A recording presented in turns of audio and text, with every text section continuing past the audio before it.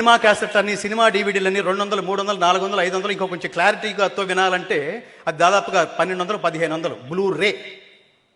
భగవద్గీత పుస్తకం జస్ట్ 10 రూపాయలు.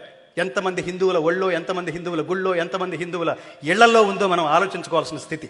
ఒక జీవితకాలంలో భగవద్గీత శ్లోకం మనం చదువుతున్నావా, మన బిడ్డలకు నేర్పిస్తున్నావా? నేర్పిస్తే ఏమొస్తుంది? సంస్కృతం చదివితే శబ్దం పరిపుష్టం అవుతుంది. శబ్దం పరిపుష్టం అయితే వాక్కు శుభ్రపడుతుంది. వాక్కు శుభ్రపడితే శుభ్రపడిన వాక్కుతో నువ్వు ఏది మాట్లాడినా అది శాసనం అవుతుంది. ఎప్పుడైతే నువ్వు మాట్లాడే మాట శాసనమైందో ప్రపంచమంతా నిన్ను అనుసరిస్తుంది. ఈ స్థాయికి నువ్వు ఎదగాలా వద్దా, ఇది ఆలోచింపచేస్తుంది భగవద్గీత. ప్రపంచంలో ప్రతి దేశం మా దేశానికి రమ్మని ఒక్కొక్క మాన్యుమెంట్ చూపిస్తుంటుంది. అమెరికా ఏం చూపిస్తుంది? Statue of Liberty.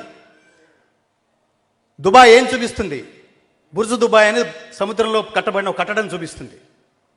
అట్లాగే లీనింగ్ టవర్ ఆఫ్ పీసా ఒక దేశం చూపిస్తుంది. ఈఫిల్ టవర్ ఇంకో దేశం చూపిస్తుంది. భారతదేశం ఏం చూపిస్తోందంటే తాజ్మహల్ అనే సమాధిని చూపిస్తోంది. అత్యంత దురదృష్టకరమైన విషయం.